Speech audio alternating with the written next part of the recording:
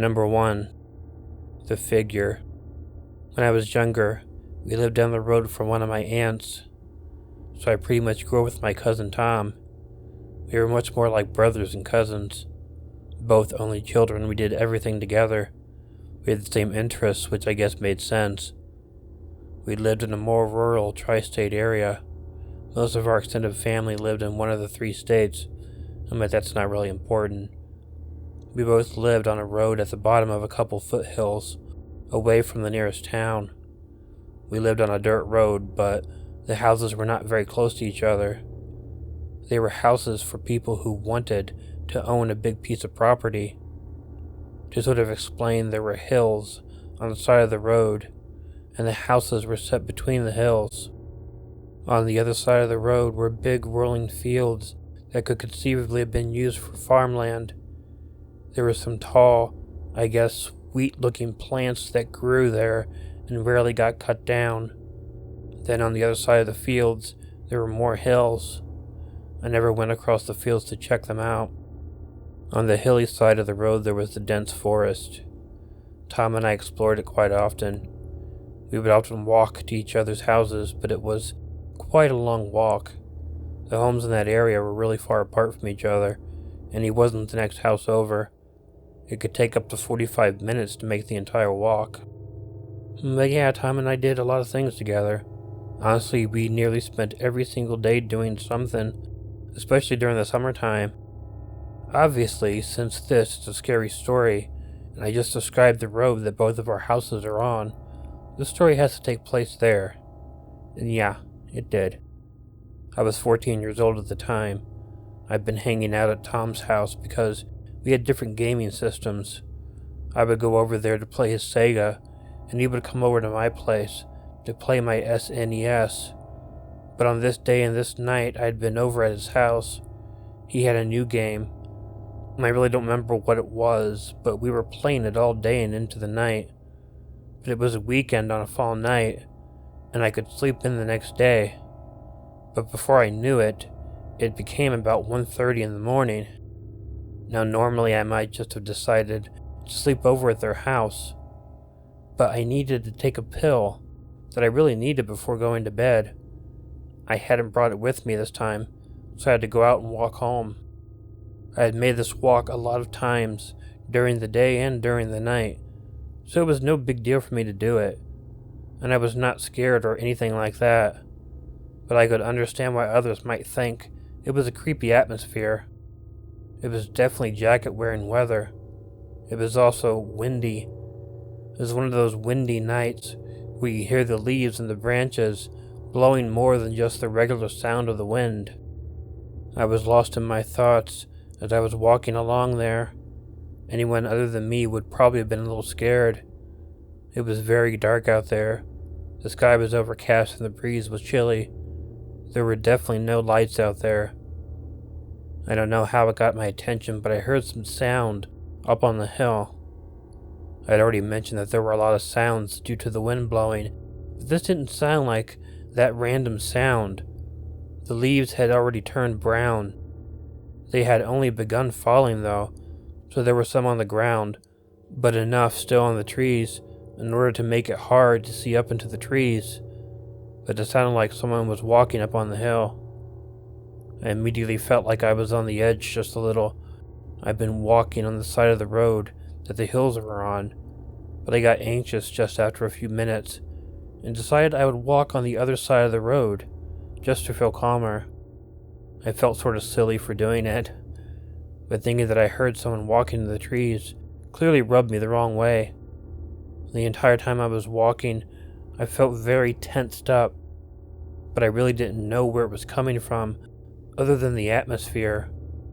However, I slowly began to believe that someone was up on the hill, spying on me from the trees. I was convinced, though, that it was just paranoia, and that's when I heard it.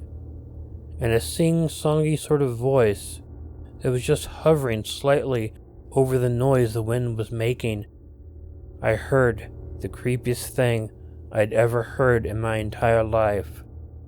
I'm gonna get you, and then I'm gonna kill you.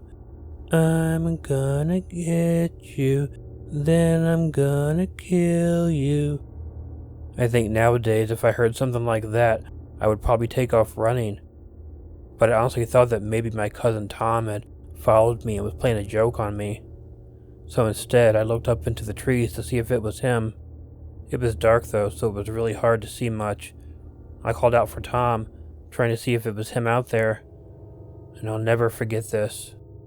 It was already windy out, but there was suddenly a huge gust of wind when I noticed movement by a tree. And there was someone there, but it was definitely not my cousin. I was not able to completely make him out, but I was able to tell that it was a very tall and very thin man. He was halfway behind a tree, obviously peering at me. I'm not really sure what was going on, but I did know it was not someone I knew, and they had been talking to me. I had to take off right then. I ran down the road, immediately looking back over my shoulder. I expected to see the guy running after me.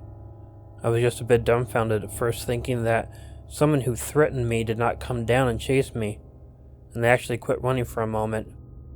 I thought maybe it was just someone messing with me, and I didn't have to run. However, as I was slowing down, I heard the voice again.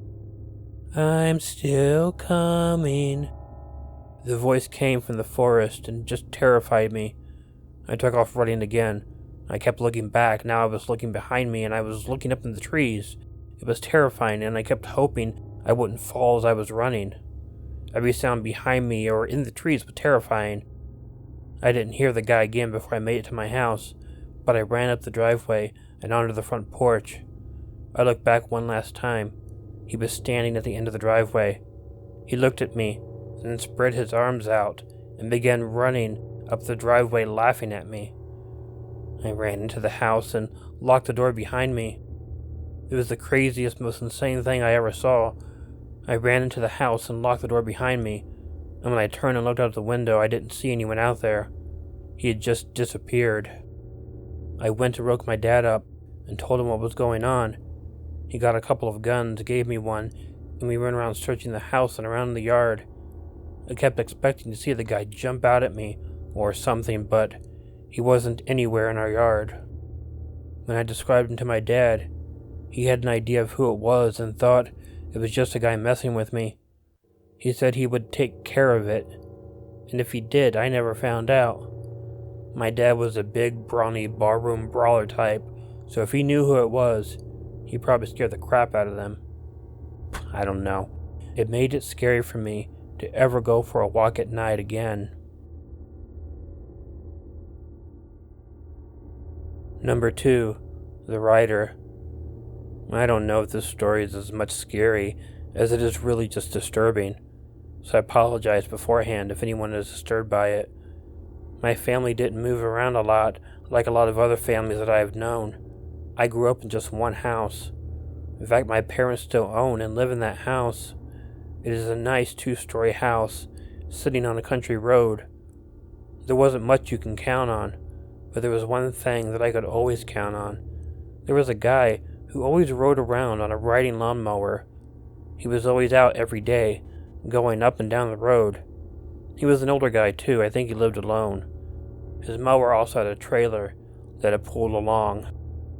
I really didn't know exactly why he was always riding on that mower, but I would hear it off in the distance and know he was coming. I lived on a flat dirt road. Anyways, it was a normal thing to see, a normal thing to hear. We didn't have air conditioning, and occasionally we would have a hot and miserable summertime. And when this story happened, we were having just that. It was very, very hot, and even worse inside the house. I was out on summer vacation, and I just couldn't spend the time inside the house. The day was hot, and I took a beach chair and put it on my front lawn. I had some lemonade, and I was doing my best to try and keep cool, and I was miserable. But I guess I dozed off at some point. I was barely conscious when I heard the familiar sound of the lawnmower coming down the street. It was like a dog barking at night, though. I was so used to it, I really didn't hear it. In a way, it was sort of a comfortable noise, like a white noise or something. However, it was the next noise that I heard that totally broke me out of my sleep. I don't even know how to describe it, but it was a horrible noise and it was very loud, and it caused me to open my eyes.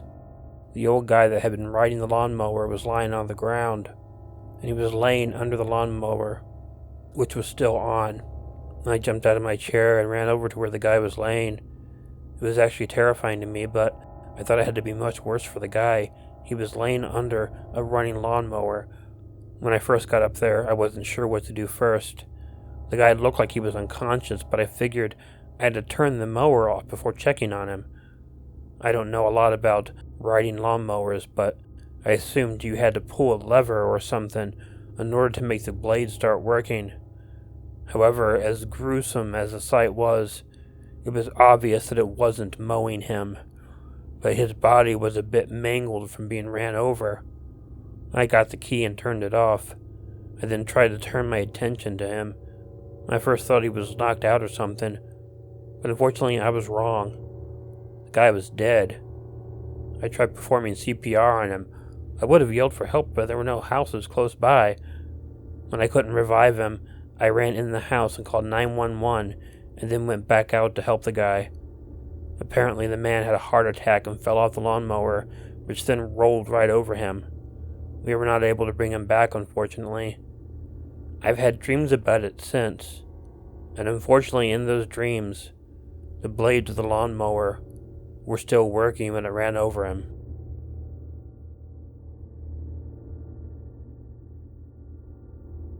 Number 3. The Visitors. I first visited south central New Mexico back in the early 70s while hitchhiking around the country. I was 19.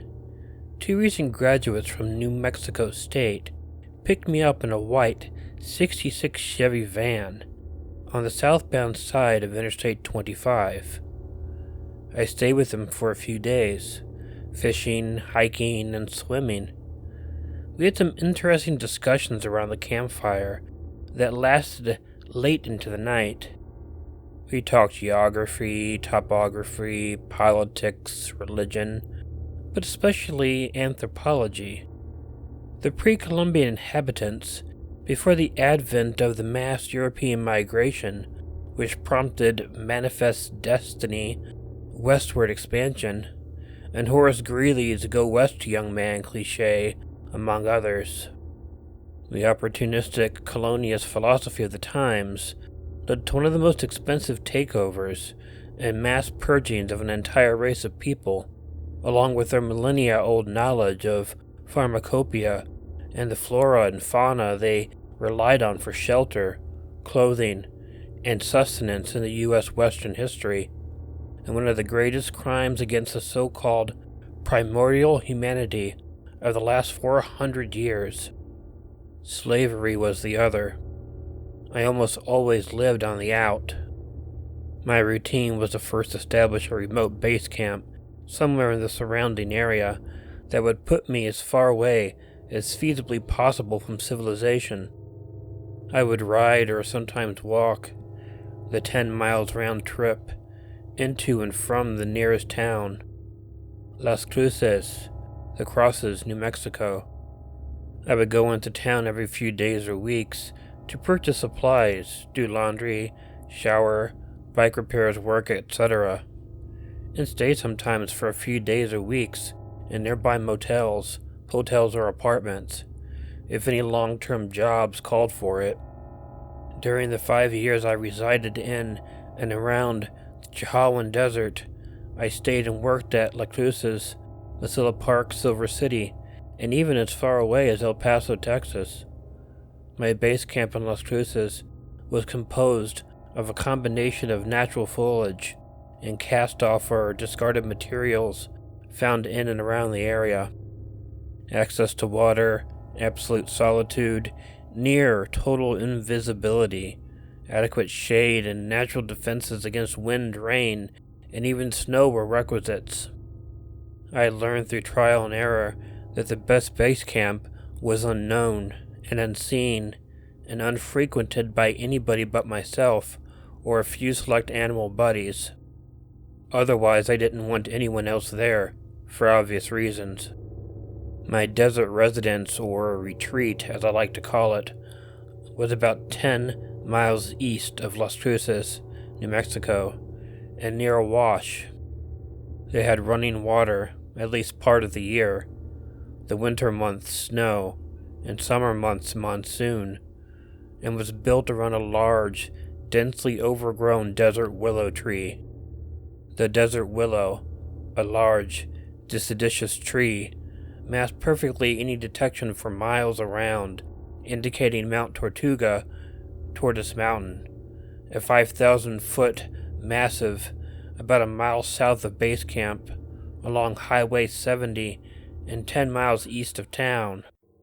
Once a year, the members of the Diocese of Las Cruces would organize a feast and pilgrimage in Tortugas, a small village south of Las Cruces. The practitioners would walk barefoot to the top of the mountain as a sign of devotion to the Holy Spirit. Some would fast before their hike, but once they reached the top, they would celebrate the Feast of Posadas, 9 days of food, drink, music, games, singing, and prayer. The desert willow's thick foliage, surrounding berms, and landlocked sandbars made detection, even from 5,000 feet, practically impossible without long-distance binoculars or a high-powered telescope. The vastness of the terrain, created by the last 100-year flash flood, was now a habitat for a vast population of rats. Voles, moles, rattlesnakes, coral snakes, Gila monsters, falcons, scorpions, tarantula hawks, honeybees, ants, toads, rabbits, owls, nighthawks, coyotes, lobos, mountain lion, deer, vultures, eagle, and ravens. Their burrows spanned for miles around and were composed mostly of sticks, wood, rocks, roots, leaves, sand, and dirt. The Chihuahua Desert was once considered by the U.S. Department of the Interior as a wasteland, meaning that nothing lived there. I guess you'd have to have lived there to know. The structure I built was composed of underground river rock, excavated by hand out of a nearby wash, my alternate source of water. I had to dig into the sublayer about 6 to 8 feet with a scraper rock, flat on one side and sharp on the other, I'd fashioned with a hammerstone. The deeper I dug, the rocks got bigger and heavier, especially when the holes started filling with water. The scraper rocks were used to dig the floor below ground level and as construction material for the hearth, as well as paving stones for the floor. Some were used as base stones for the walls, which I hauled off hand while terracing and beveling the surrounding terrain for runoff during the monsoon. The wall was set into the earth, sand, and rock out of a roughly 75-degree inside angle. I used the excavated soil and rock to add an additional 4 feet to the wall's height. From the outside ground level up, some fence posts I found were sunk equidistant into the top of the wall and draped with 2 layers of mesh, which made the overall structure about 10 feet high from the inside, but appear only about 4 feet high on the outside, well below the actual height of the tree. Because I have always been loath to unnecessarily disturb any of the flora in the surrounding area, the outside structure was laced with creosote, barrel cactus, octillo, brittlebrush, beavertail cactus, prickly pear, for natural cover and camouflage. The roof, which was about 100 square feet, was stretched and sewn into the massively sprawling desert willow branches. This proved to be a challenge, cutting the mesh around limbs of various shapes and sizes, and then sewing it all back together again. But encasing the ceiling from detection from the air, sunlight, and pests proved to be inspired. The New Mexico National Guard flew helicopters around the area, monitoring the border every few days, so the mesh protected me from more than extreme sun, heat, or inclement weather. Honeybee swarms would sometimes visit, flying over the Chihuahua Desert during the summer, looking for a new hive. Few ever got in. Honeybees have never posed a real threat to me, despite being stung many times. They were out looking for some new digs for their new queen, or died trying. Fortunately, they didn't decide to take up residence at base camp. They dropped by some of the surrounding apiaries I ran into in my daily exploration. I also encountered wild honeybee swarms at least twice during the time I lived there. Wild honeybees can be particularly aggressive. And then there were other swarms, or, as I like to call them, visits. Pogo rugosus, a large aggressive black ant, along with Pogo barbatus, a large, slightly less aggressive red ant, both packing plenty of formic acid, would swarm the area during the summer months, looking for food, moisture, and building materials. It reminded me of Leiningen versus the ants. Then there were the horned and spadefoot toad visits, also occurring seasonally, usually during and after the monsoons. The spadefoot's multi-throated serenade woke me up on more than one occasion. I'd look out to see hundreds having a massive puddle orgy. Just before sunrise, they would breakfast on ants and would themselves be scarfed up by snakes, where rattlesnake venom comes from, who would then be scarfed up by falcons, hawks, eagles, other snakes, and sometimes even humans. It was like takeout. One of the more miraculous visitations after a particularly severe winter snow one December that blanketed the desert in 2 feet of soft, white, slushy, were hundreds of cottontail rabbits surrounding the area, their red eyes glowing in the flashlight beam. After the sun came up, you could see them out and about, sniffing, grazing, chasing each other, just kind of being soft and cuddly and incredibly cute. Reminded me of Watership Down, which I'd read in high school. Fortunately, they weren't looking for a new warren. The best, though time-consuming, had to be completed before I paved the floor. Otherwise, I'd have to have a ladder to finish. And the last time I looked, there weren't any ladders lying around. The floor was cobbled with flat, slate-like rock, limestone mostly, and smoothed with sand. The floor was two-tiered, higher where I slept, about 3 feet below ground level, and about 1 foot lower for the rest of the retreat. The thick, pliable black mesh I used for the roof was from a plant nursery someone had dropped off near a solid waste dump about 5 miles west of base camp. Despite a lot of holes and tears, it was a real find, with the average monthly summer temperatures would rise to the middle and upper triple digits, like 112 to 116 degrees Fahrenheit. Having more than enough mesh cut down significantly on direct exposure to UV and temperature by as much as 30% and 30 degrees respectively. Finding it was a godsend. Finally, I sealed all the holes with river rock. This was the ultimate defense against ants, snakes, scorpions, tarantulas, and such.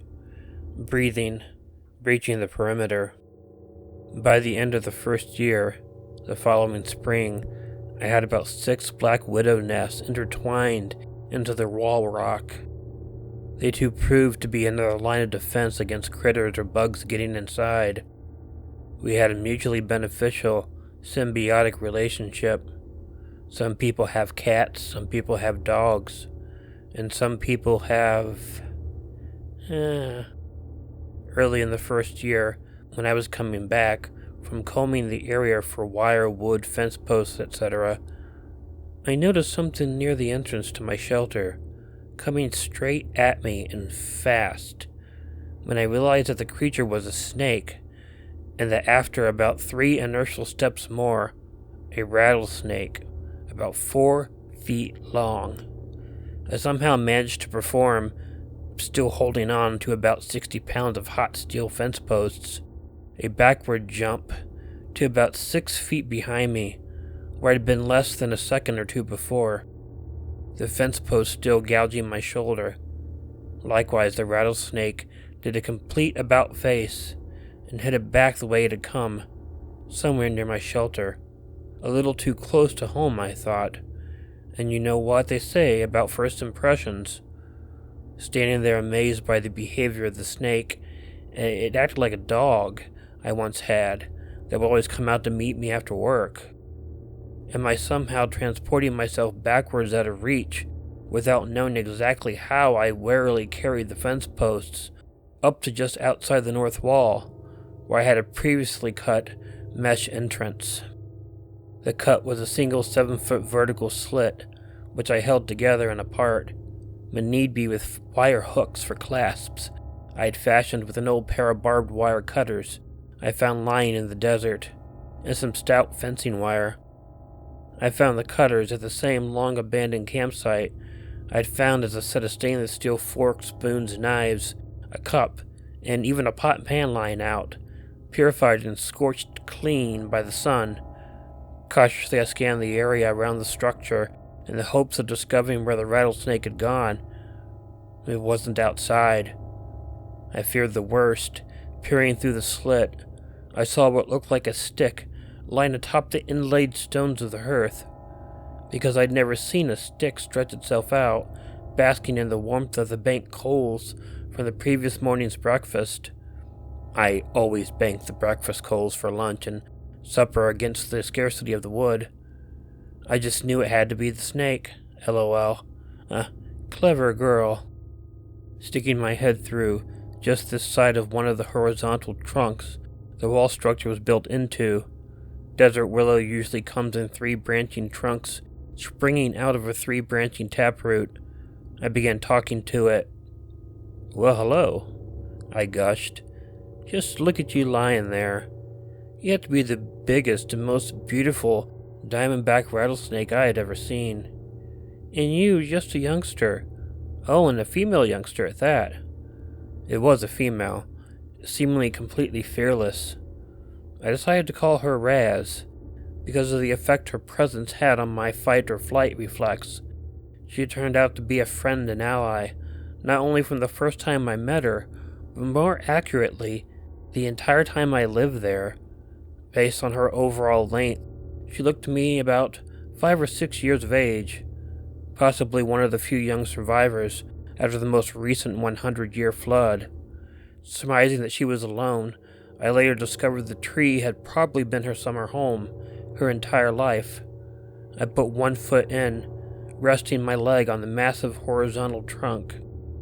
While watching and listening for any sign of movement or aggressive display, she just lay there, innocuous to my presence. Finally, I sort of hopped over the trunk and stood there on one leg, waiting for anything, holding a real stick firmly in my left hand while bracing myself with my right to step right back out if she became suddenly hostile. Still no movement, not even the telltale tongue tasting the air. I cut to the chase. "You know this is impossible. One day you're going to get too close while I'm working on something, and you're going to want to bite me. And if you do that, you know I'm going to have to kill you.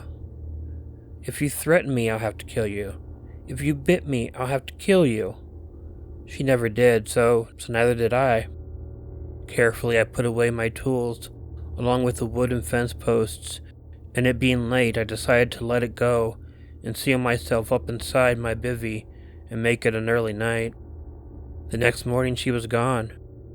As the days passed and the nights got colder, I worked to secure the base against the encroaching cold. Raz had taken to crawling under my fold-out camp chair, placed near the fireplace for warmth. I'd find her coiled either before I'd sat down to read or do my crossword puzzle. And after I got up to turn in, I woke up one exceptionally cold morning to take a piss. The temperature was about 2 degrees below freezing. I found her lying coiled next to the hearth. Since we were on speaking terms now, I told her, "Raz, you know you're going to have to go to your winter burrow. It's starting to get really cold and you'll freeze if you don't." A minute or so later, I watched her slowly climb up and over the horizontal tree trunk, through the slit, and into her winter burrow. She did not appear the next monsoon season until the next after, and when she did finally emerge, she was woefully emaciated and haggard. 2 shakes from her rattle told me it was her, but she never did show herself again, except only briefly, and then it was when I was further down the wash from base camp collecting wood. 2 short snakes were all I heard, with a brief glimpse of tarnished gold and flat black diamonds shining dully in the sun. And then she was gone. Raz proved herself time and again to be a friendly, respectful, and intelligent campmate. She helped keep potential invaders like rats and other snakes from entering our space. I told her that I very much appreciated her friendship, and that the best way for each of us to avoid any unfortunate accidents was for her to always let me know if I was somehow too close to where she was, whether day or night. Sometimes I would be gone for days or even weeks at a time, exploring Mount Tortuga to the south, or the Rio Grande River about 20 miles west of the valley, or on one of my little excursions to the Mexico border. She'd always let me know by shaking her rattle twice to indicate who and where she was at the time. She heeded my words and never struck out at me or threatened me.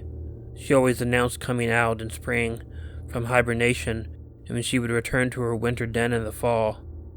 One of the advantages of living on the out is that you get to know well where you are and who you're with. The flora and fauna in the Chihuahua, unlike the Sonora Desert further west, is both sparse and abundant. There's less variety, but more singularity, due in part to less rainfall, low ozone, high altitude, and high UVR, giving the atmosphere a kind of glaring whiteness during the day and a crystal clear clarity at night.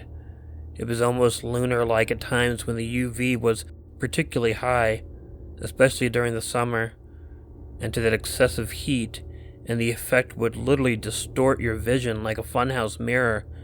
It made me sweat, dizzy, and cause severe headaches. UV glasses proved to be absolutely essential. One particularly cold, blue-tinged, blindingly bright morning I was out, about 5 a.m., scavenging for wood, when I came upon a fallen but still living desert willow about 2 miles east of base. The tree had fallen over, not so much because the desert willow trees tend to sprawl as they got older, but because the great flood had knocked it over years earlier. Part of it was buried in the soft, deep sand of the floodplain. It had remained alive and well all these years and was still growing, but on its side, noticing that there was just enough room between 2 sets of branches for me to vault over. Something stopped me. Cautiously I climbed onto the truck that was nearly perfectly horizontal to the ground and about 3 feet thick. Looking straight down, right below where I stood, facing the rising sun, was a snake that can only be described as a clear quartz rattlesnake. It was a rattlesnake with a body that shone the absolute clarity of crystal mixed up with the opaqueness of the stone. It lay there, unmoving, iridescently reflecting prisms of rainbow hues. It was the most beautiful snake I had ever seen. Its skin was so transparent, I could almost make out its skeleton and internal organs. It just lay there completely still and totally vulnerable. I went on fetching wood, giving it ample time to take shelter against the cold once the rising sun warmed it enough to move on. Later in the day, I went back to see, but it was gone. The following summer, I found a smelted skin on the trail I'd inadvertently created through my continuous travels to and from base camp, La Cruces in the west, the San Andres Mountains in the east, across the open desert to the north, and all points south. The skin measured about 2.5 feet, with crystal and opal-like highlights, still reflecting the hot, summer New Mexico sun. I left it on the trail so as to not damage it. When I returned from town, it was gone. In July of 2000, the temperature was about 115 degrees in the shade. I was gathering wood, breaking much of it into firewood. As I went, I got too close to an unusually large diamondback rattlesnake under a mesquite tree. It was just chillin'. like I should have been doing. The heat was so intense it physically had weight. Unmoving, I listened to the rich lower register and complex cadences each segment made. It turned out to be another she, but considerably larger and older. She convinced me that she would be a particularly aggressive and powerful adversary. She would take in air like a king cobra, drawing herself up to her full height, and then let it out forcefully, shaking her tail fiercely. I had seen snake hunters with my binoculars around the area, catching rattlesnakes to make money off their venom, so I knew she had every reason to be afraid and aggressive. Since I never posed a threat, or she me, we just left each other alone. In the area I lived in, for about 2 square miles around, I learned that there was kind of a faunal society at work there, where the top of the food chain wasn't always, necessarily, the troops of coyotes that roam the area. There were large extended families crying off and on through the long, hot and cold summer and winter nights, communicating with other groups, roaming not far off, creating a kind of hauntingly beautiful panorama of sound, some close, some far, some a tearful plea, some a heroic challenge, some lone, and some with many adjoining voices. I liken the top of the food chain to be more the extreme density of rattlesnake and rattlesnake dens, some pretty old and not always occupied by snakes, or the desert rat towns, almost like prairie dog towns with the tall, deep and soft mounds of sticks, rocks, cactus, and dirt you could twist an ankle or break a leg in. I noticed the absence of horses the entire time I was there, but then again, there are always exceptions. I learned when living on the out to not presume anything. The mounds were not exclusively occupied by rats. I discovered snakes with young, and some of them, and everybody knows that the younger the rattlesnake, the more powerful the venom. And there was the pack rat population. Once I found a cache or stash filled with stuff. There were spoons, forks, my Swiss Army knife, coins, my handkerchief that had mysteriously disappeared off of my clothesline. Part of my crossword puzzle I left out. Matches. Even my lighter. How I ended up finding all of it was when my lighter turned up missing. Since I didn't have any more matches at the time, I knew I had to find my lighter, or else I'd have to ride back into town, which was about 20 miles round trip. Thinking I had somehow misplaced it. It suddenly occurred to me that there were pack rats in the Chihuahua Desert, just like there was in almost every desert around the world. Instantly I went to the nearest, largest, and most active rat mound in the area and began pulling it apart piece by piece. The part of the hill that I did the most digging was riddled with tunnels, and I nearly twisted the shit out of my ankle. After about 10 minutes I found a pocket about 2 feet deep in the soft, moist earth. It was filled with stuff. My stuff. Suffice it to say the thefts, chewed tent straps, glass jars filled with dried food, broken on the hearthstones, etc., stopped almost immediately. As my reputation grew that I was a non-hunting, non-killing, crazy human that just happened to be living in their neighborhood, different creatures like rats showed up to pay me a visit. One moon night in September, the late rising moon was so bright, it woke me up, and after groggily getting my bearings to get up and check the area, I sensed that I was somehow being watched. Unzipping the fly slowly and quietly so as to not disturb or scare away anything that might be out there haunting the surrounding area, I looked directly into the 8 shining eyes of a whip scorpion, about as big as my head. It was completely black and completely still. It was about 2 feet from the entrance to my bivvy, and with the lunar-like atmosphere of a straight-up, noon-on-the-moon night, we were able to examine each other as thoroughly as we could. It was amazing and surreal. In some parts of the world, whip scorpions, which are non-venomous, are considered to be a delicacy. I assured it I had absolutely no intention. Bidding it a good night, I went back to bed, and apart from some disturbed soil around the tree trunk where it appeared the night before, There was no sign of it the next morning.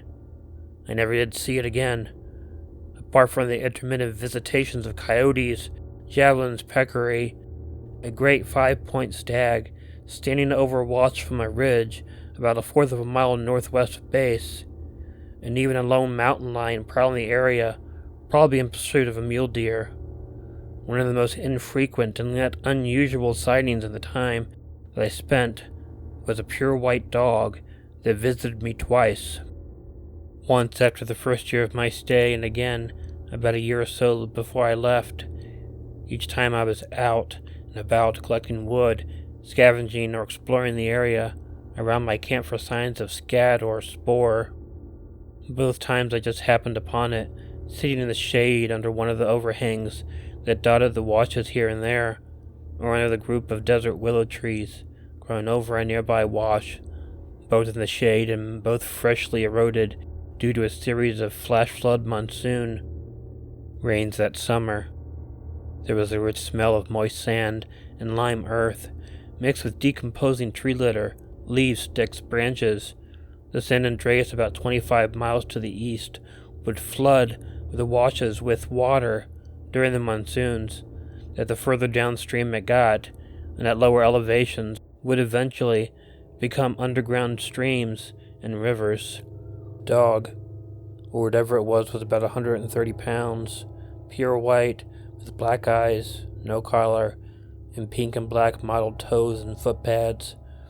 It was well taken care of, as though it belonged to somebody nearby, but from the vantage of many of the berms that dotted the area, I never saw where it went once it left, and never saw it with anyone along any of the roads to town. After discovering it the first time, upwind from where I was working, I remember it just looking at me and smiling, and then just getting up and leaving. It was the tamest critter I had ever seen the entire time I lived there. I never heard or saw any others. By the end of the third year, I had saved enough money to move on. I put together all my gear. I purchased a new mountain bike and traversed the 50 miles from the base of Bear Mountain to Silver City, New Mexico, about 100 miles north and east of Las Cruces. I worked and lived there for about 2 years. It's a little resort town filled with ghosts, but that's another story. I left base camp after entrusting it to one of the few friends that I trusted. He told me before I left that I would be back. Guys like you always come back. You'll see. I never did. And neither did he.